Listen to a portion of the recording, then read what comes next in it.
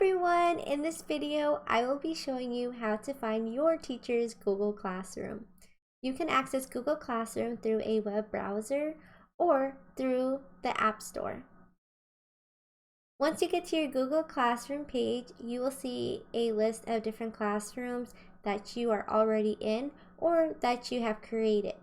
However, if you have not joined any or have not created any classrooms, this page will be blank. On the right side of the page, you will see a plus icon. Go ahead and click that plus icon and select Join Class. Then you'll see this page for you to enter your classroom code. This can be provided to you by your teacher because the classroom code allows you to find their specific classroom. Next, select Join. Once you've joined your classroom, it'll show you a stream of different content your teacher has shared with you. And if you click the Classworks tab at the top, it'll show you all the different assignments or resources your teacher has shared with you as well. I hope this video was helpful. Thank you so much for watching.